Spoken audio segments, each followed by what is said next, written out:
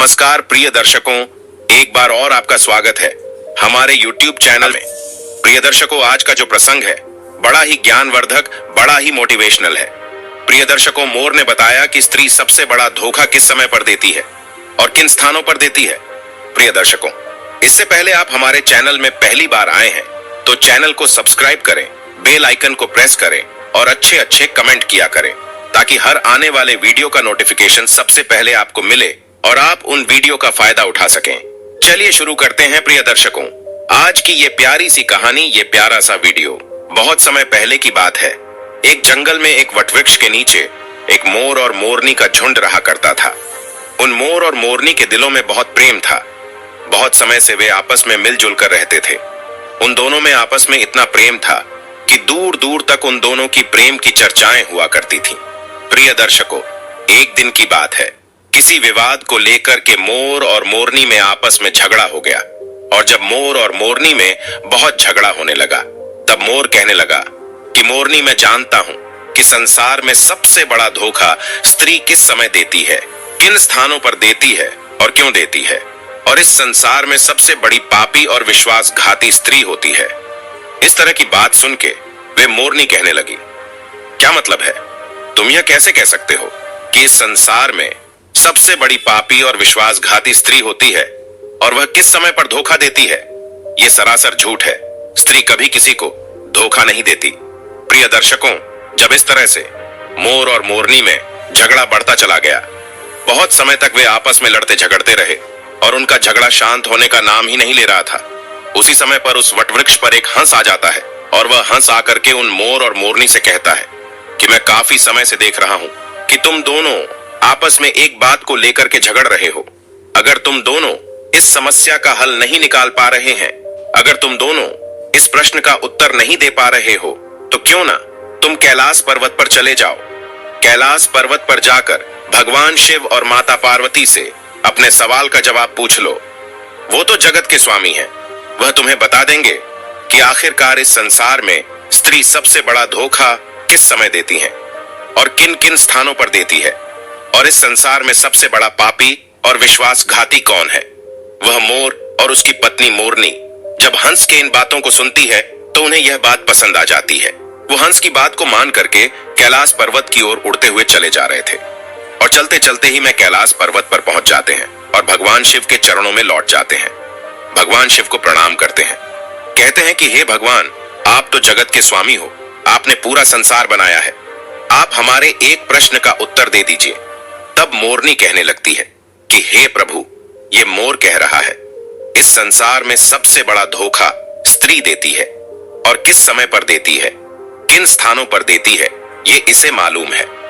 इसके कहने का मतलब है कि संसार में सबसे बड़ी पापी और सबसे बड़ी विश्वासघाती स्त्री होती है। प्रिय दर्शकों, इस तरह से वे मोरनी भगवान शिव से कहने लगती है। प्रिय दर्शकों, कि यह कहानी आपके जीवन को पूरी तरह से बदल कर रख देगी। इस कहानी में वह ज्ञान छुपा हुआ है। इस ज्ञान को पाने के लिए हम लोग दर दर भटकते रहते हैं, तरह तरह की कथाएं सुनते हैं, लेकिन आज वही ज्ञान इस कथा में आपको कुछ ही समय में मिल जाएगा। इस कथा से प्राप्त किए हुए ज्ञान को अगर आप जीवन में उतारते हो तो आपका जीवन खुशियों से भर जाएगा। आपके जीवन में गरीबी नहीं रह सकती, मैं यह विश्वास के साथ कह सकता हूं। तब भगवान शिव मोर से कहने लगते हैं कि मोर, तुम कैसे साबित कर सकते हो इस संसार में स्त्री सबसे बड़ा धोखा किस समय देती है और किन किन स्थानों पर देती है, और इस संसार में सबसे बड़ी पापी और विश्वासघाती स्त्री होती है, तुम कैसे साबित करोगे? तब मोर कहने लगता है कि हे भगवान, मैं आपको एक कहानी सुनाऊंगा। इस कहानी को सुनने के बाद में यह साबित हो जाएगा कि स्त्री सबसे बड़ा धोखा किस समय देती है और किन किन स्थानों पर देती है, और इस संसार में सबसे बड़ी पापी, सबसे बड़ी विश्वासघाती स्त्री होती है। तब भगवान शिव कहते हैं कि ठीक है मोर, तुम कहानी सुनाओ। मैं तुम्हारी कहानी को पूरे गौर से सुनूंगा और फिर उसी से साबित होगा कि आखिरकार तुम सच बोल रहे हो या झूठ बोल रहे हो। इस संसार में स्त्री सबसे बड़ा धोखा किस समय पर देती है, यह दुनिया को भी पता चल जाएगा। वह मोर कहानी शुरू करने ही वाला था कि तभी वहां पर माता पार्वती आ जाती हैं और वह कहती हैं कि हे प्रभु, मैं भी कहानी सुनना चाहती हूँ, मैं भी ये देखना चाहती हूँ कि आखिरकार स्त्री अपने पुरुष को सबसे बड़ा धोखा किस समय पर देती है? मैं भी ये जानना चाहती हूँ कि आखिरकार इस संसार में सबसे बड़ा पापी और विश्वासघाती कौन होता है? वो पुरुष होता है, वह स्त्री होती है, और किन कारणों से होते हैं? इस तरह से माता पार्वती भी कहानी को सुनने लगती है। तब वह मोर भगवान शिव को साक्षी मानकर कहानी सुनाने लगता है। कहने लगता है कि हे प्रभु, एक राज्य में एक उग्रसेन नाम का राजा राज करता था। उस राजा के 4 बेटे थे और उसके चारों बेटे बहुत ही ज्यादा बहादुर और बड़े ही प्रतापी थे। लेकिन प्रभु, सबसे बड़ा बेटा जिसका नाम विश्वजीत था, वह न केवल प्रतापी था बल्कि दिखने में भी बहुत ही सुंदर था। उसके सबसे बड़े बेटे विश्वजीत की पत्नी रत्नावती थी, जो देखने में बड़ी ही सुंदर और बड़ी ही रूपवान थी। वो अपने आगे किसी दूसरी स्त्री को सुंदर नहीं मानती थी। एक दिन की बात है, राजा उग्रसेन ने अपने बेटे विश्वजीत के लिए किसी बात पर नाराज होकर के अपने राज्य से उसे निकाल लेने का आदेश दे दिया। प्रिय दर्शकों, राजा की ऐसी बातों को सुनकर सभी इस बात को लेकर बड़े ही चिंतित हो गए। इधर उसके बाद में फिर विश्वजीत अपने महल में आ गया और अपने महल में जाकर के वह बड़ा ही हताश और निराश हो गया। उधर विश्वजीत को उदास देख करके विश्वजीत की पत्नी ने पूछा, हे स्वामी, आखिर आप इतने हताश निराश क्यों हैं? आखिर तुम्हें कौन सा दुख है? आखिर आपका चेहरा इतना मुरझाया क्यों है? आपका चेहरा इतना मुरझाया क्यों दिख रहा है? एक राजकुमार होकर के आखिर आप इतने चिंतित क्यों दिख रहे हैं? तब उसी समय पर विश्वजीत सोचने लगा, मैंने बहुत बुरा किया है, मैंने बड़ा गलत किया है, और अपने मन की सारी बातें अपनी पत्नी रत्नावती को बताने लगता है। रत्नावती को सारी बातें समझा देता। विश्वजीत की बातों को सुन करके उसकी पत्नी उसी समय पर मूर्छित हो जाती थी, और जब वह मूर्छित हो जाती है तो विश्वजीत बड़ा घबरा जाता है और फिर उसके मुंह पर जल के कुछ छींटे डालता है। सोचने लगता है कि मैंने बहुत बड़ा गलत कर दिया है। इसको यह बात बताकर मैंने बहुत बड़ी गलती कर दी। कहा यह फूलों में पलने वाली, और कहा मैंने इसको इतनी गंभीर बात बता दी। इसके हृदय को बहुत बड़ा आघात लगा है। जब राजकुमार विश्वजीत उसको जल के छींटे डालता था, तब कहीं जाकर के रानी रत्नावती को होश आ जाता है, और जब वह होश में आती है तो रत्नावती अपने पति विश्वजीत से कहने लगती है, आप मुझ दासी को छोड़ करके परदेश के लिए चले जाएंगे तो फिर भला मैं आपके बिना कैसे जी पाऊंगी? हे स्वामी, मैं भी आपके साथ में ही जंगल में चलूंगी। अपनी पत्नी की बात सुनकर के तब राजकुमार विश्वजीत कहता है, हे प्रिय, आखिर तुम मेरे साथ में कैसे चल सकती हो? क्योंकि तुम्हें पता नहीं है, दूसरे राज्यों में अनेक प्रकार की मुसीबतें और संकट होते हैं। तुम इतने अच्छे, सुंदर और नरम नरम महलों में रहने वाली हो, तुम गलीचों पर चलने वाली हो, तो महलों के बिना इस मुसीबत को कैसे बर्दाश्त कर पाओगी? प्रिय दर्शकों, फिर तो राजकुमार विश्वजीत की बात को सुनकर के रानी रत्नावती कहने लगती है कि पिया जी, कितने भी दुख परेशानी दूसरे राज्य में हमें आएंगी, ऐसा सब हमारे साथ होते हुए भी हमें सुख से अधिक सुखमय लगेंगे। पिया जी, आपको पता नहीं है, महल के सुख आपके बिना जंगल के दुखों से भी डरावने लगेंगे, उससे भी अधिक दुख मुझे देंगे। इसलिए पिया जी, आज मैं आपके साथ ही चलूंगी। इधर मोर कहने लगता है कि हे प्रभु, रानी रत्नावती की आंखों में आंसू देख करके विश्वजीत ने अपने मन में सोचा कि मेरी पत्नी मेरे बिना जीवित नहीं रह सकती, वह अकेली यहां नहीं रहेगी। इसलिए आज मुझे अपनी पत्नी को ऐसी अवस्था में छोड़कर जाना सही नहीं होगा। इन सभी बातों को सोच करके राजकुमार विश्वजीत अपनी पत्नी रत्नावती से कहता है कि हे प्रिय, तुम उदास मत रहना, आज हम तुम्हें अपने साथ में लेकर के जंगल में चलेंगे। विश्वजीत की इन बातों को सुनकर के रत्नावती भी एकदम से प्रसन्न हो जाती हैं और अपने पति के साथ में जाने की तैयारी में जुट जाती है, तैयारी करने लगती हैं। अगली सुबह के लिए वे दोनों पति पत्नी राज्य से निकल के एक जंगल में पहुंच जाते हैं और दोनों चलते चलते बहुत दूर निकल जाते हैं। तो दोनों चलते चलते बहुत थक भी चुके थे। फिर वह जंगल में एक बरगद के वृक्ष के नीचे विश्राम करने का निर्णय ले लेते हैं। वे दोनों लंबे सफर के कारण बहुत ज्यादा थके हारे हुए थे। उस समय पर ठंडी ठंडी हवा के झोंके भी चल रही थी। उसी समय ठंडी ठंडी हवा के झोंकों में उन दोनों पति पत्नियों को नींद भी आ गई।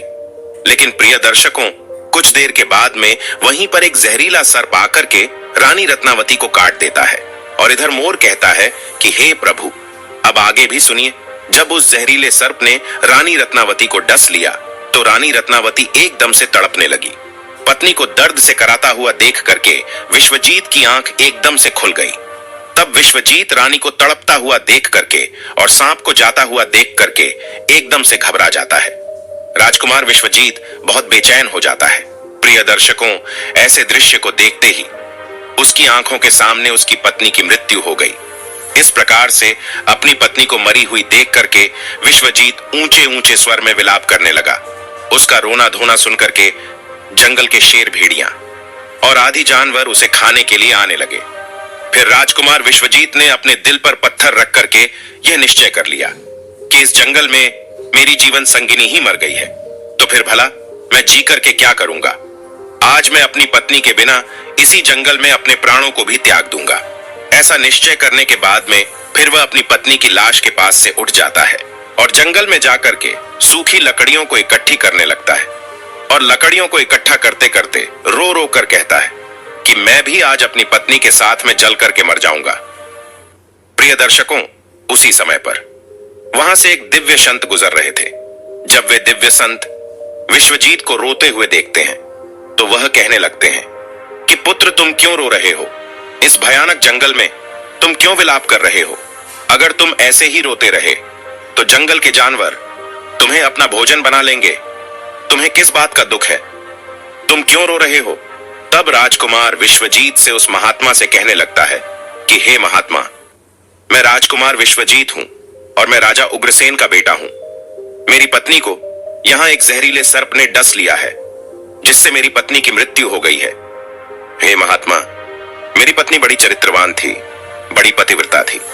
वह मुझे बहुत प्रेम करती थी और मेरे साथ आने के कारण उसकी मृत्यु हो गई है। हे महात्मा, ऐसी पत्नी मुझे दोबारा नहीं मिल सकती। ऐसी चरित्रवान स्त्री मुझे दोबारा इस संसार में कभी नहीं मिल सकती। इसलिए हे महात्मा, मैं भी अपनी पत्नी के साथ में मैं भी अपने प्राण त्याग दूंगा। मैं भी उसके साथ में अपनी जान दे दूंगा। महात्मा, मेरे पिता ने मुझे अपने राज्य से निकाल दिया है और इसलिए मेरी पत्नी इस जंगल में मेरे साथ आई थी और उस जगह पर आते आते उसे सर्प ने डस लिया। इसकी वजह भी मैं हूं। अगर वह मेरे साथ ना आती तो शायद आज वह जीवित होती। प्रिय दर्शकों, वे महात्मा कहने लगते हैं कि राजकुमार, तू बहुत ही बड़ा मूर्ख है और अज्ञानी भी है। ये संसार है, यहाँ तो इंसानों का आना जाना लगा ही रहता है। इस संसार में जितने भी मनुष्य आए हैं उन सभी मनुष्य के लिए इस शरीर को त्यागना ही होता है। इस बात को तू भी जानता है। इस संसार में जो भी आता है वह अकेला आता है, कोई भी किसी के साथ में नहीं आता और न ही कुछ लेकर जाता है और न ही कोई किसी के साथ जाता है। फिर भी तुम आज मूर्खों की तरह मेरे सामने खड़े होकर के बातें कर रहे हो। महात्मा कहने लगते हैं कि हे राजकुमार, अगर तुम जीवित रहोगे तो तुम इस तरह की कई रानियों को अपने पास प्राप्त कर सकते हो। इस तरह की कई रानियां तुम्हें फिर से मिल सकती हैं। आज तुम मेरी बात मान लो और अपनी प्राण मत त्यागो। तब राजकुमार कहने लगता है कि नहीं महात्मा, मैं अपने प्राण जरूर त्यागूंगा। ऐसी रानी मुझे इस संसार में नहीं मिल सकती। मेरी रानी बहुत ही चरित्रवान और बहुत ही पतिव्रता थी। तब महात्मा कहने लगते हैं कि हे राजकुमार, आज तुम मेरे कहने पर मरने का विचार त्याग दो। तुम्हें मालूम नहीं है, इस मानव शरीर को पाने के लिए देवता भी दिन रात बहुत ज्यादा इच्छुक होते हैं। तो फिर आप जानबूझकर इस शरीर को नष्ट क्यों करना चाहते हो? प्रिय दर्शकों, इस प्रकार से उस महात्मा के शब्दों को सुन करके इंद्रसेन कहने लगता है कि महात्मा, आपने जो कुछ भी कहा है वह सत्य है, लेकिन इतनी बड़ी पतिव्रता पत्नी मुझे किसी भी जन्म में नहीं मिलेगी। इसलिए आज अपनी पत्नी के साथ में ही चलकर मैं मरना चाहता हूं। प्रिय दर्शकों, फिर उसके बाद में उस महात्मा ने विश्वजीत के विचार को सुन करके पूरी तरीके से जान लिया कि ये आज यह जीवित नहीं बचेगा। यह राजकुमार अपनी पत्नी के बिना नहीं रह सकता। तब महात्मा विश्वजीत से कहने लगे, हे राजकुमार, तेरी पत्नी को जीवित करने का केवल एक ही उपाय है। अब तू मेरी बात को बड़े ध्यान से सुन। यदि तू उपाय को कर सकता है तो तेरी पत्नी भी पहले की तरह ही जीवित हो सकती है। तब विश्वजीत महात्मा की बात को सुन करके जवाब देने लगता है। कहता है, महात्मा, अब जो कुछ भी कहेंगे वह सब कुछ करने के लिए मैं तैयार हूं। कृपया करके मेरी स्त्री को तुम जीवित कर दो। तब महात्मा ने जवाब दिया, हे राजकुमार, तुम्हारी रानी की जो आयु थी वह केवल 20 वर्ष की थी, जो कि इसने इतने लंबे सफर में उसे बिता दिया। इसके बदले तेरी जो उम्र है वह 70 वर्ष की है। इसमें अभी तेरी आयु भी 30 वर्ष बीत चुकी है। तेरे जीवन में भी अभी 40 वर्ष बाकी है। यानी कि तुझे 40 साल और जीने का अवसर है। यदि तू अपनी पत्नी को आधी उम्र समर्पण कर देता है तो तुम दोनों की उम्र जो है वह एक समान हो जाएगी।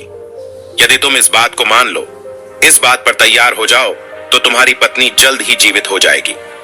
प्रिय दर्शकों, इस तरीके से उस महात्मा की बात को सुनकर के राजकुमार विश्वजीत कहने लगता है कि तुम्हारी बातों को मैं मानने के लिए तैयार हूं।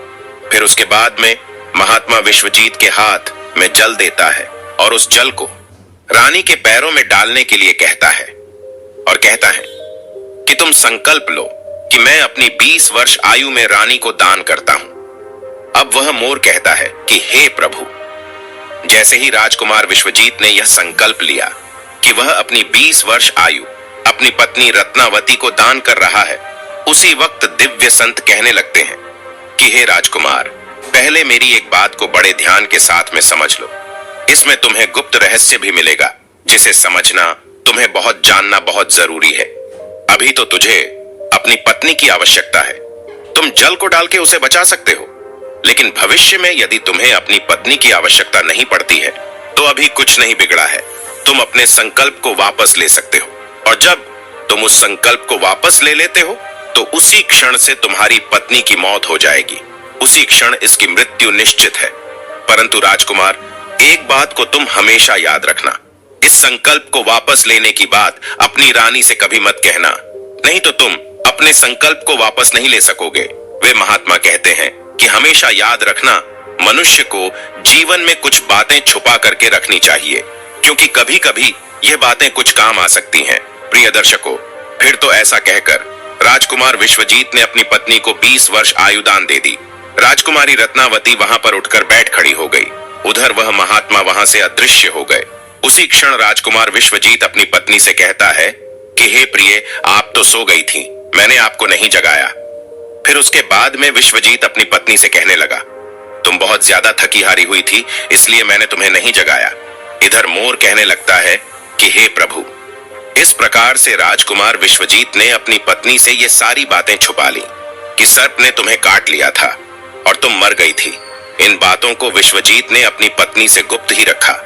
इधर वह मोर कहने लगता है कि फिर वहां से विश्वजीत अपनी पत्नी को लेकर के आगे बढ़ जाता है और कई दिनों के बाद उसने बहुत ही सुंदर स्थान को देखा। वहां पर एक फकीर की कुटिया बनी हुई थी।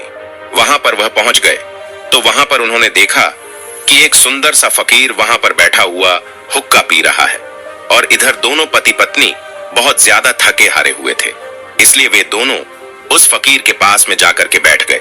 उस समय विश्वजीत ने अपनी पत्नी रत्नावती से कहा कि हे प्रिय, मुझे बहुत तेजी से प्यास लग रही है और प्यास की वजह से मेरा गला भी सूख रहा है। कुएं पर चलकर के पानी पी कर आते हैं। यदि तुमको भी प्यास लगी हो तो हम जाकर के तुम्हारे लिए भी पानी की व्यवस्था कर लाते हैं। तब वह मोर कहने लगता है कि हे प्रभु। राजकुमार विश्वजीत की बात को सुनकर के वह रानी कहने लगती है कि पिया जी, मुझे तो प्यास नहीं लगी है, अब जाइए पानी पीकर के फिर मेरे पास वापस आ जाइए। इसके बाद में पानी के जवाब को सुनकर के राजकुमार विश्वजीत एक लंबी सी रस्सी हाथ में लेकर के कुएं की ओर बढ़ने लगा। इधर राजकुमार विश्वजीत कुएं पर पानी पीने के लिए पहुंच गया तो उसी समय पर क्या हुआ, राजकुमारी रत्नावती उस फकीर की तरफ देख रही थी। इधर रत्नावती उस फकीर की सुंदरता को देख करके उस पर मोहित हो जाती है, अर्थात वह उसको पूरी तरीके से दिल दे बैठी। अब राजकुमारी रत्नावती उस फकीर से कहती हैं कि हे फकीर, आप तो यहाँ पर बड़ी खुशी से रहते हैं, बड़ी मौज से रहते हैं। तब वह फकीर कहने लगता है कि हे राजकुमारी, तुम भी यहाँ पर मेरे साथ बड़ी मौज से रह सकती हो।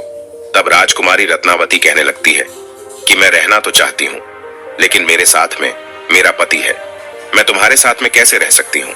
प्रिय दर्शकों, रानी की ऐसी बात सुनकर के वह फकीर समझ जाता है कि रानी उस पर आसक्त हो बैठी है। तब वह फकीर रानी रत्नावती के साथ में प्रेम लीला करने लगता है। तो उसी समय पर फकीर ने रानी से कहा कि आज मैं तुम्हें एक ऐसा उपाय बताता हूं। तुम्हारा पति इस कुएं पर पानी पीने के लिए गया है, तुम अपने पति को जाकर के उसी कुएं में ढकेल देना। इसके बाद में जो भी होगा हम उसे देखेंगे। इधर मोर कहता है। फिर तो वो फकीर की बात सुनकर के रत्नावती ने कहा, ठीक है, मैं ऐसा ही करूंगी। प्रिय दर्शकों, अब इतनी ही देर में राजकुमार विश्वजीत से पानी पीकर के अपनी पत्नी के पास में आ गया। तो उसी क्षण राजकुमारी रत्नावती भी कहने लगी कि पिया जी, मुझे भी बहुत तेजी से प्यास लग रही है। प्यास की वजह से मेरा भी गला सूख रहा है। तुम कुएं पर वापस चलकर मुझे भी पानी पिलाओ। तो उसी वक्त पत्नी की बात को सुनकर के राजकुमार विश्वजीत कहने लगा कि प्रिय, मैंने तुमसे जाने से पहले ही पूछा था और तुमने पानी पीने को मना कर दिया था। यदि तुम्हें प्यास लगी है तो मैं अभी कुएं पर जाकर के तुम्हारे लिए पानी का प्रबंध करके आता हूं। पत्नी से इतनी बातचीत करने के बाद में विश्वजीत कुएं पर पानी लेने के लिए चला गया। तब रानी भी उसके साथ में पीछे पीछे चल दी और कहने लगी, अब मैं यहाँ पर बैठकर क्या करूंगी, मैं भी तुम्हारे साथ पीछे पीछे चलती हूँ। प्रिय दर्शकों, इधर वह मोर कहता है कि प्रभु राजकुमार विश्वजीत जो था वह अपनी पत्नी के प्रेम में बहुत बुरी तरह पागल था।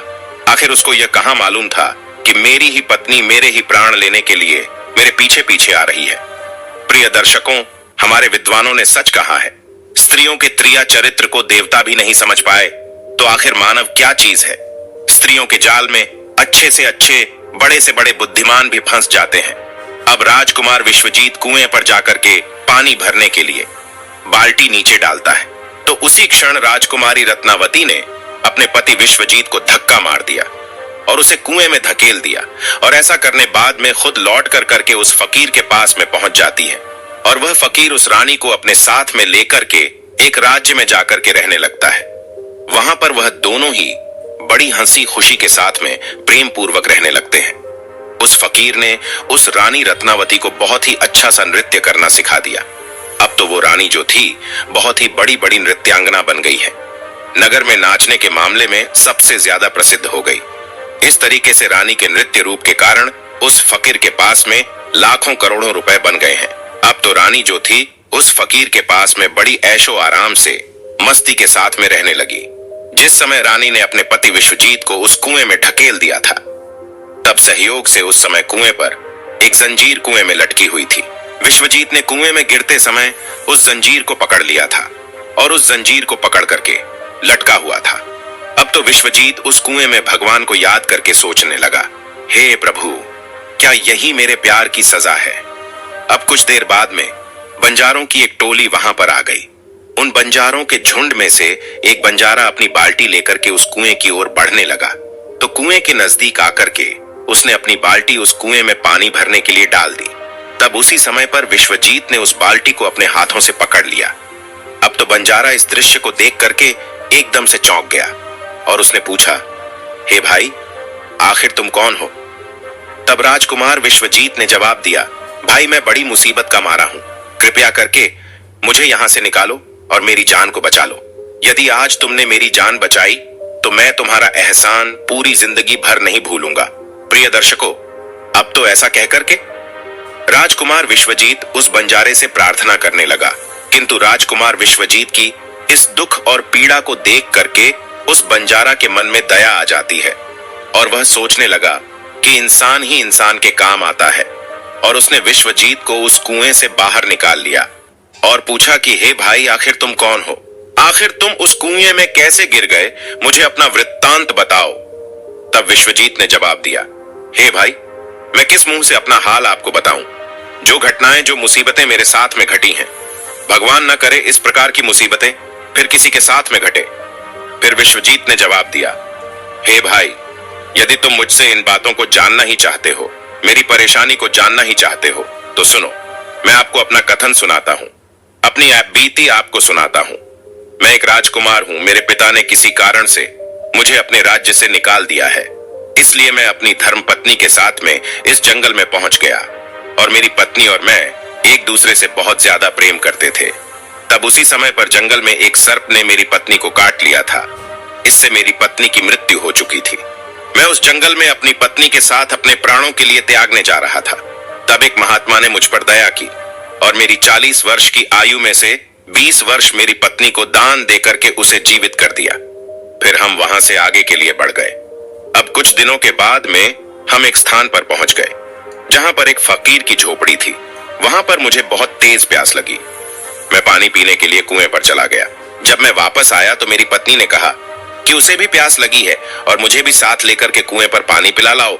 और इसी तरीके से तय करके मेरी पत्नी मेरे साथ साथ उस कुएं पर पहुंची। मैं उस कुएं से पानी निकाल रहा था तो मेरी पत्नी ने मुझे पीछे से धक्का दे दिया।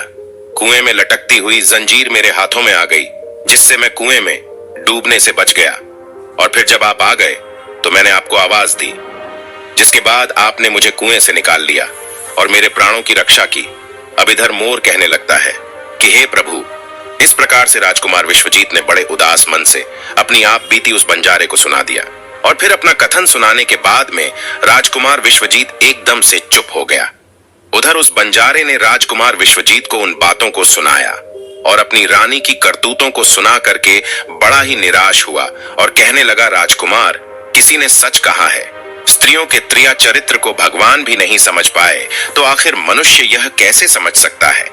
स्त्रियों का चक्रव्यूह भी कुछ ऐसा ही होता है, जिसमें फंस करके मनुष्य कुछ भी नहीं कर पाता है, वह बर्बाद हो जाता है। ऐसा कहने के बाद में उस बंजारे ने विश्वजीत के सिर पर हाथ घुमाया और कहने लगा, हे भाई, तुम चिंता मत करो, भगवान बड़े ही दयालु होते हैं, वे तुम्हारी सहायता जरूर ही करेंगे।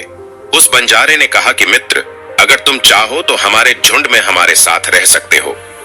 तब बंजारे की बात को सुनकर के विश्वजीत उस बंजारे के साथ में ही रहने के लिए सहमत हो गया। फिर उन बंजारों की सहायता से वह राजकुमार जो था उसी राज्य में जा पहुंचा जहां पर उसकी पत्नी रत्नावती और वह फकीर रह रहा था। उस राज्य को देख करके विश्वजीत बंजारे से कहने लगा, हे भाई, मेरी इच्छा है कि मैं कुछ दिन इस राज्य में रहूं। तब बंजारे ने जवाब दिया, मित्र, तुम जैसा चाहते हो वैसे ही रह सकते हो, मुझे कोई परेशानी नहीं है। फिर उसके बाद में राजकुमार विश्वजीत भूखा था। उस बंजारे से आज्ञा लेकर के राज्य में घूमने के लिए आया और काम की तलाश करने लगा। कुछ दिनों बाद राजकुमार की मेहनत और परिश्रम को देख करके उस राज्य के बड़े व्यापारी ने अपने यहां पर उसे नौकरी पर रख लिया। इस तरीके से राजकुमार विश्वजीत उस व्यापारी के यहां पर काम करना शुरू कर दिया और बड़ी मेहनत और लगन के साथ में अपने कर्तव्यों का निर्वहन करना शुरू कर दिया। राजकुमार की मेहनत को देख करके उस व्यापारी ने राजकुमार विश्वजीत को बड़ा ही सम्मान दिया और धीरे धीरे करके उस राजकुमार को अपने यहाँ काम का एक मुनीम बना लिया। अब वह मोर कहता है कि हे प्रभु। अब इस प्रकार से राजकुमार विश्वजीत के दिन बड़े हंसी खुशी के साथ में कटने लगे। अब एक दिन उसी नगर के राजा के यहाँ पर राजकुमार विश्वजीत की जो पत्नी थी, वह नृत्य कला का वहां पर प्रदर्शन करने के लिए प्रस्तुत हो रही थी। प्रिय दर्शकों, जब राजा के यहाँ पर राजकुमारी रत्नावती का नृत्य होने वाला था, तब राजा ने उस शहर के सभी बड़े से बड़े व्यापारी अपने यहाँ पर नृत्य देखने के लिए निमंत्रण दिया था। बंधु राजकुमार रत्नावती के नृत्य की प्रशंसा उस पूरे नगर में हो रही थी। पूरे राज्य में वह सबसे बड़ी नर्तकी और सबसे प्रसिद्ध भी बन चुकी थी। तब सेठ राजकुमार विश्वजीत से कहता है कि मैं राजा के यहाँ पर नृत्य देखने के लिए जा रहा हूँ, अगर तुम भी दरबार में चलना चाहते हो तो चल सकते हो। तब राजकुमार विश्वजीत कहता है कि क्यों नहीं, मैं भी इसी बहाने से नृत्य देख लूंगा। अगर मुझे भी तो पता चले कि इतनी खूबसूरत नृत्य का कौन है, इसकी पूरे राज्य में चर्चा हो रही है। इस प्रकार से राजकुमार विश्वजीत अपने सेठ के साथ में राजा के दरबार में पहुंच गया। तब रानी ने एक अप्सरा के समान दरबार में अपना नृत्य प्रदर्शन किया और बड़े ही आनंद भरे स्वर में कई गानों को उसने प्रस्तुत किया। अब तो उसके गाने को सुन करके वहां पर जितने भी लोग थे वह बड़े ही आश्चर्य में आ गए और सभी सेठ और विद्वान लोगों ने भी राजा के दरबार में सभी समाज के लोगों ने उसके नृत्य की बड़ी ही प्रशंसा की। तब उसी क्षण राजकुमार विश्वजीत ने भी अपने हाथ से एक अंगूठी उतारी, इसमें एक हीरा जड़ा हुआ था। उसने उस अंगूठी को उतार करके रानी रत्नावती को भेंट कर दी। उसके बाद में राजकुमारी रत्नावती ने उस अंगूठी को पहचान लिया और मन ही मन में विचार करने लगी, यह तो बहुत बड़ी आश्चर्य वाली बात है। आखिर मेरा पति तो जिंदा है और वह यहाँ पर पहुंच गया है। यदि उसने मुझे आज पहचान लिया तो वह मुझे जीवित नहीं छोड़ेगा। इसलिए मुझे कुछ ऐसा त्रिया चरित्र रचना चाहिए जिससे मेरे पति को मारा जा सके। अब तो राजकुमारी रत्नावती ने अपने मन में विचार किया, अब मैं यहाँ के राजा के लिए एक ऐसा सुरीला गाना और बड़ा ही अच्छा नृत्य दिखाऊंगी जिससे राजा प्रसन्न होकर के मुझे कुछ मांगने के लिए बोलेगा। तब मैं राजा से आदेश दिलवाकर उसे मरवा दूंगी। बाद में राजकुमारी ने एक बहुत ही सुरीला गाना और बड़ा ही मधुर नृत्य दिखाया। प्रिय दर्शकों, रानी की इस बसंत बहार को सुनकर के वह बड़ा ही प्रसन्न हुआ। अब तो रत्नावती से राजा कहने लगा, हे नृत्यिका, मैं तुम्हारे इस नृत्य को देख करके बड़ा ही प्रसन्न हूं। आखिर तुम मुझसे क्या मांगना चाहती हो? तब राजकुमारी रत्नावती ने जवाब दिया कि राजा साहब, यदि आप मुझसे प्रसन्न हो तो सबसे पहले मुझे एक वचन दीजिए, जो मैं आपसे मांगूंगी आप मुझे वही देंगे। रत्नावती ने जवाब दिया, इस सभा में मेरा एक शत्रु है, कृपया करके महाराज मेरे मांगने पर उसको फांसी की सजा दे दीजिए। तब राजा ने जवाब दिया, हे रानी, तुम उस चोर को बुला करके मेरे सामने लाओ। तब उस रानी ने राजकुमार विश्वजीत का हाथ पकड़ा और उसे बुला करके राजा के सामने ले पहुंची। उसी क्षण राजा ने अपने सैनिकों को आदेश दिया कि तुरंत ही इस चोर को जल्लादों के सामने ले जाओ, रानी के इस चोर को फांसी पर चढ़वा दो। प्रिय दर्शकों, इसी बीच में विश्वजीत का जो सेठ था वह भी वहां पर पहुंच गया।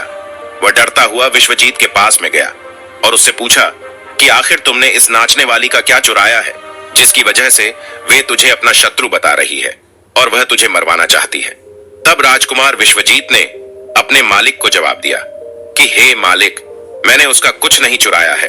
बस इस राजा को अब इतना समझा लो कि मुझे सजा देने के पहले मेरी दो बातों को गौर से सुन ले, हो सकता है मेरी जान बच जाए। अब तो विश्वजीत का मालिक इन बातों को सुन करके अपने साथी व्यापारियों से इस विषय में कुछ चर्चा करने लगा। उस सेठ ने कहा कि मित्रों, या तो राजा न्याय करे या फिर हम सभी इस शहर को छोड़ करके इस शहर से कहीं और चले जाएंगे। इस प्रकार से सभी व्यापारी इकट्ठे होकर के राजा के पास में पहुंच गए और राजा से जाकर कहने लगे, हे राजन, हमारा मुनीम जो है वह एक निर्दोष है और आपने उसे मरवाने का आदेश दे दिया है। वे कह रहा है कि राजा से वो दो बातें कहना चाहता है।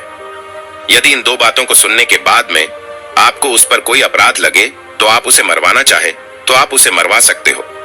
उसके मरने के पहले उसकी दो बातों को आप जरूर सुनिए। प्रिय दर्शकों, फिर राजा ने व्यापारियों की बात सुनकर के कहा, ठीक है, तुम अपने मुनीम को मेरे पास में बुलवा दो। तब विश्वजीत को बुला करके राजा के सामने खड़ा किया गया। तब राजा ने जवाब दिया, तुम जो भी कहना चाहते हो वह खुले शब्दों में मेरे सामने कहो। तब उसी समय राजकुमार विश्वजीत ने जवाब दिया कि महाराज, आखिर मैंने कौन सा अपराध किया है जिस कारण आपने मेरी हत्या करवाने के लिए अपने मंत्रियों को आदेश दे दिया? फिर राजकुमार विश्वजीत की बात को सुनकर के राजा ने जवाब दिया, तू उस नृत्यकी का चोर है, उसका शत्रु है। तो विश्वजीत ने जवाब दिया, नहीं महाराज, मैं इस कुल्टा स्त्री का पति हूं जो मुझे कुएं में ढकेल कर इस फकीर के साथ मैं यहां पर भागकर चली आई है। अब तो राजकुमारी रत्नावती ने समझ लिया कि अब तो बात बिगड़ रही है। तब राजकुमारी रत्नावती जो थी राजा से कहती है कि हे महाराज, मैं चरित्रहीन नहीं हूं, मैं कुल्टा नहीं हूं, यह बिल्कुल झूठ बोल रहा है। आखिर ये कौन है? मैं तो इसे जानती भी नहीं हूं, यह तो मेरा चोर है। मैं तो सिर्फ इतना ही जानती हूं कि यह मेरा शत्रु है। फिर राजकुमार विश्वजीत ने जवाब दिया कि महाराज, ठीक है, यदि यह मेरी पत्नी नहीं है तो वह सब कुछ जो मैंने रास्ते में दिया था वह मेरी अमानत के रूप में इस स्त्री से मुझे वापस दिलवा दो। फिर विश्वजीत रानी रत्नावती की तरफ देखने लगा। तब राजकुमार विश्वजीत ने अपनी अमानत को वापस लेने की बात की तो राजकुमारी रत्नावती ने इसे बड़े सहज स्वभाव से स्वीकार कर लिया। तब विश्वजीत ने जवाब दिया, अच्छा, अब तुम अपने हाथों में गंगा जल लो। अब तुम्हारा न्याय इसी सभा में होगा और सभी के सामने होगा। तब राजकुमारी रत्नावती ने जल डाल करके जमीन पर रखा और कहा कि वही वस्तु जो रास्ते में मुझे दी गई थी, मैं इसे आज से वापस कर रही हूं। तब उसी क्षण राजकुमार विश्वजीत ने अपने हाथों जल लिया और जल लेकर के यह बात कही कि मैंने रास्ते में जो कुछ भी चीज अपनी रानी को दी है वह मैं वापस ले रहा हूं, और हाथों में गंगा जल ले लिया। उसी वक्त रानी रत्नावती ने भी अपने हाथों में जल लिया और कहा कि मुझे रास्ते में जो वस्तु भी इसने दी है, मैं उसकी वस्तु इसके कहने के अनुसार आज इसे वापस कर रही हूं। जैसे ही उसने अपने हाथों से जल छोड़ा तो उसी क्षण रानी के शरीर से प्राण निकल गए। अब वह मोर कहने लगा कि प्रभु, इस दृश्य को देख करके वहां के लोग जो कि एकदम से आश्चर्यचकित हो गए। राजा के लिए भी यह बात बड़ी ही चिंता का विषय बन गई। तब राजा विश्वजीत से कहने लगा, आखिर यह क्या हो गया? मुझे सच्चाई बताओ, सच्चाई क्या है? तब उसी क्षण राजकुमार विश्वजीत अपनी कहानी सुनाने लगा। अपने जीवन की सभी घटनाओं को खुल करके बताते हुए उसके राज्य से निकाले जाने से लेकर अब तक की सभी घटनाओं को उसने सुना दिया। और राजा ने भी बड़े ध्यान के साथ में सुना। राजा ने पूरी कथा को सुनकर के विश्वजीत को अपने गले से लगा लिया और उसके बाद में राजा ने अपनी राजकुमारी की शादी विश्वजीत के साथ में करवा दी। तभी इधर मोर कहने लगा, हे प्रभु, मैंने इस कहानी को सुना है। इस कहानी को सुनने के बाद में मैं भी स्त्रियों से घृणा करने लगा हूं और मैं बड़े दावे के साथ कह सकता हूं कि संसार में स्त्री जो है पुरुषों से अधिक ज्यादा पापी और धोखेबाज होती है, इसके साथ ही विश्वासघाती भी होती है। प्रिय दर्शकों, उस समय उस मोर ने यह कहानी माता पार्वती और भगवान शिव को सुनाई और यह बताया कि स्त्री ही होती है पुरुष की तुलना में सबसे ज्यादा विश्वासघाती और पापी होती है। इस कहानी को सुनने के बाद में भगवान शिव और माता पार्वती एकदम से हैरान रह गए। तब माता पार्वती कहने लगी कि मुझे लगता है ये मोर सच कह रहा है। स्त्री तो किसी में से ही एक दो ही सच्ची और ईमानदार और चरित्रवान निकलती है, परंतु इसके अलावा पुरुषों में भी कुछ ऐसे प्राणी हैं जो पापी और विश्वासघाती हो सकते हैं। भगवान शिव ने पूछा कि मोरनी, तुम इस बात को कैसे सिद्ध करोगी कि पुरुष भी सबसे बड़ा पापी और विश्वासघाती होता है और वह किस समय पर धोखा देता है?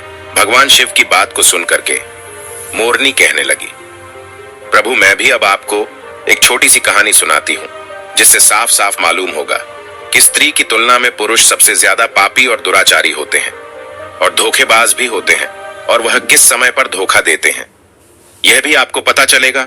फिर उस मोरनी ने भगवान शिव और माता पार्वती के सामने ही कहानी कहना प्रारंभ किया। मोरनी कहने लगी, हे प्रभु, एक नगर में एक सेठ रहा करता था।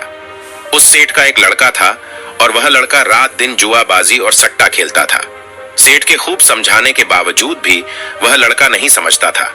अंततः सेठ उसको समझा समझाकर मृत्यु को प्राप्त हो गया, लेकिन वो लड़का नहीं समझा। जब पिता की मृत्यु होने के बाद वो लड़का और भी ज्यादा अस्वतंत्र हो गया। अपने पिता की सारी जमीन, सारी जमा पूंजी को सट्टे में फूंक दिया। सट्टाबाजी में ही पूरी जमा पूंजी को लगा दिया और बर्बाद होकर के जमीन दौलत सब कुछ बेच करके बस सट्टेबाजी में लग गया और गांव छोड़कर निकल गया। जब वो लड़का गांव छोड़कर निकल जाता है तो दोबारा लौट करके उस गांव में नहीं आता है। घूमता घूमता वो एक नगर में पहुंच जाता है। उस नगर के राजा के महल के सामने जाकर के बैठ जाता है। राजा उस लड़के को देखता है और देखने के बाद राजा सोचने लगता है कि ये लड़का बड़ा सुंदर है। हो सकता है या तो कोई सेठ का लड़का हो या किसी राजा का लड़का हो। राजा इसी बात को सोचकर उस लड़के को अपने पास बुलवाता है। सैनिक उस लड़के को राजा के पास लेकर के जाते हैं। राजा उस लड़के से पूछता है, भाई तुम कहां से आए हो? दिखने में बड़े सुंदर हो, सीधे साधे लगते हो। तुम कौन हो, कहां से आए हो, तुमको क्या परेशानी है? लड़का राजा को जवाब देता है। वो राजा से कहता है, राजा साहब, मैं एक बहुत बड़ा व्यापारी हूं। रास्ते में कुछ गुंडों ने, कुछ लुटेरों ने मिलकर के मेरा सामान लूट लिया है और मैं यहां पहुंच गया हूं। प्रिय दर्शकों, उस लड़के की इतनी बात सुनकर राजा उस लड़के पर विश्वास कर लेता है। लड़का राजा से कहता है कि राजा साहब, मेरा सारा सामान लुटेरों ने लूट लिया है। मेरे पास कुछ भी नहीं है, खाने को भी मेरे पास कुछ भी नहीं बचा है। सब कुछ लुटेरों ने लूट लिया है। मुझे मेरे गांव जाने के लिए भी पैसे नहीं है। राजा उस लड़के की बात पर विश्वास कर लेता है। लड़का कहता है, यदि राजा साहब आप मेरी थोड़ी सी सहायता कर दें तो मैं अपने गांव तक जा सकता हूं और आपका बहुत ही भला होगा, आपकी बड़ी कृपा होगी। प्रिय दर्शकों, राजा लड़के के झांसे में आ जाता है। राजा सोचने लगता है कि लड़का व्यापारी है और बड़ा सुंदर भी है। उस राजा का कोई लड़का नहीं था, सिर्फ एक लड़की थी। वो राजा सोचने लगा कि मेरी मृत्यु के बाद मेरे राज्य को ये लड़का बड़े आराम से संभाल सकता है, क्योंकि लड़का सुंदर भी है और ज्ञानी भी है, बड़ा व्यापारी भी है। यही बात सोचकर वो सोचने लगता है कि क्यों ना मैं अपनी लड़की की शादी इस लड़के से करवा दूं और यह मेरा घर जमाई बन करके रह सकता है और आने वाले समय में यह मेरे राज्य को भी संभाल सकता है। यही सोचकर राजा उस लड़के से कहता है, बेटा, मैं अपनी पुत्री की शादी तुम्हारे साथ कर दूं तो तुम्हें कोई आपत्ति तो नहीं है? प्रिय दर्शकों, लड़का यह बात को सुनकर मन ही मन में अंदर ही अंदर बड़ा खुश होने लगता है। लड़का राजा से कहता है, हाँ राजा साहब, मैं तैयार हूं। यदि आपका हुक्म है, आपका आदेश है, तो मैं कैसे मना कर सकता हूं। प्रिय दर्शकों, राजा अपनी पुत्री की शादी उस लड़के से करा देते हैं। काफी सारा धन दौलत और दास दासियां देकर अपनी पुत्री को उस लड़के के साथ राजा विदा कर देते हैं। प्रिय दर्शकों, जब लड़का राजा की पुत्री को लेकर के जाता है तो रास्ते में उन्हें एक जंगल पड़ता है। उस जंगल में वो लड़का उस राजा की पुत्री से कहता है, देखो अब तुम मेरी पत्नी हो, और पत्नी का यह धर्म होता है कि वो पति की हर बात का पालन करे। लड़का कहता है, यह घना जंगल है और इस जंगल में लुटेरे बहुत ज्यादा होते हैं। इसी जंगल में मेरा भी सारा सामान लुटेरे लूट के ले गए थे, इसलिए आपके पास जितने भी गहने हैं, जितने भी गहने आपने पहन रखे हैं, वो सारे उतार कर मुझे दे दीजिए, वरना लुटेरे यहां से लूट करके ले जा सकते हैं। प्रिय दर्शकों, पत्नी अपने पति पर विश्वास करती है और यह सदा से चला आ रहा है कि पत्नी अपने पति पर विश्वास करती है। वो पत्नी भी अपने पति पर पूर्ण विश्वास करती थी, तो वो कहती है, ठीक है जी, यदि आप कह रहे हैं तो मैं अपने सारे गहने उतार करके आपको दे देती हूँ। प्रिय दर्शकों, वो राजा की लड़की अपने सारे गहने उतार कर अपने पति को दे देती है। वह लड़का पत्नी के सारे गहने लेकर अपनी कमर में बांध लेता है। प्रिय दर्शकों, और राजा ने जितना भी धन दौलत दिया था उन सबको वो एक जगह इकट्ठा कर लेता है और रास्ते में आगे जाकर के वह विश्राम करने के लिए रुकते हैं। जब वह विश्राम करने के लिए रुकते हैं तो लड़का सभी दास दासियों को मार देता है और उस लड़की को पास ही में कुआं था उस कुएं में धकेल देता है और वहां से सारा सामान लेकर के भाग जाता है। लड़का सोचता है कि सबको मार दिया है, पत्नी को भी कुएं में धकेल दिया है, तो पत्नी भी खत्म हो जाएगी और अब मैं इन पैसों से बड़े आराम से अपना जीवन व्यतीत करूंगा। खूब मैं जुआमबाजी करूंगा, खूब मैं सट्टा लगाऊंगा। यही सोच करके लड़का वहां से सारा सामान लेकर के भाग जाता है। प्रिय दर्शकों, लेकिन उस लड़के की पत्नी कुएं में खत्म नहीं हुई। उसने एक डाल को पकड़ लिया और जोर जोर से चिल्लाती रही कि मुझे कोई कुएं से बाहर निकालो। प्रिय दर्शकों, रास्ते में कुछ लोग जा रहे थे। उन लोगों ने उस लड़की की आवाज सुनी और उस लड़की को कुएं से बाहर निकाल लिया। लड़की वापस अपने राज्य में पिता के घर पहुंच जाती है। उस लड़की का पिता उस लड़की से पूछता है और कहता है, पुत्री क्या हो गया, तुम वापस कैसे चली आई? वह लड़की कहती है, पिताश्री, रास्ते में हमें कुछ गुंडे मिल गए थे और गुंडों ने हमारे साथ यह दुर्व्यवहार किया, सभी दास दासियों को खत्म कर दिया और मुझे कुएं में धकेल दिया और मेरे पति का कोई पता नहीं है। प्रिय दर्शकों, वह लड़की पतिव्रता थी, इसलिए उसने उस घटना के बारे में अपने पिता को नहीं बताया। कुछ समय के लिए वह लड़की अपने पिता के घर रहने लगी।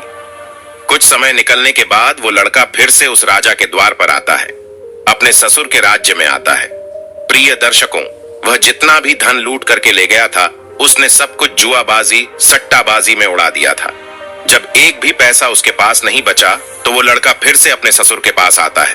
वो सोचने लगता है कि अपने ससुर से जाकर यह कहूंगा कि ससुर जी, आप नाना बनने वाले हैं। इस बात को सुनकर ससुर जी मुझे फिर से बहुत सारा धन देंगे और इस धन से मैं फिर से अय्याशी करूंगा। यही सोचकर वह लड़का फिर से उस राजा के द्वार पर आता है, लेकिन उस लड़के को द्वार पर ही उसकी पत्नी मिल जाती है। वह लड़की अपने पति को देखकर पहले तो थोड़ा गुस्सा होती है और बाद में अपने पति को बुलाकर कहती है, देखो जी, मैंने अपने पिता को ऐसी कोई बात नहीं बताई है। मैंने अपने पिता से यह कहा है कि हमें रास्ते में कुछ लुटेरों ने लूट लिया है और दास दासियों को मार दिया है और मुझे कुएं में धकेल दिया है और मेरे पति का कुछ पता नहीं है। यही बात आपको भी मेरे पिता से कहनी है। प्रिय दर्शकों, लड़का अपनी पत्नी की इस बात को सुनकर बड़ा खुश होता है। सोचने लगता है कि मेरी पत्नी तो वास्तविकता में पतिव्रता है। प्रिय दर्शकों, लेकिन कुत्ते की पूंछ को कितने वर्ष भी आप सीधा करके रखो, लेकिन वह टेढ़ी की टेढ़ी ही निकलती है। कुत्ते की पूंछ कभी भी सीधी नहीं हो सकती। इसी तरीके से यह लड़का भी कभी सीधा नहीं हो सकता। यह लड़का फिर से राजा के पास जाता है और पत्नी ने जो बात कही है वही बात राजा से कहता है। प्रिय दर्शकों, लड़के की बात पर राजा विश्वास कर लेता है। प्रिय दर्शकों, लड़का अपनी पत्नी से फिर से कहता है कि देखिए, मैं आपको लेने के लिए आया हूं। मुझे अपनी गलती का एहसास है।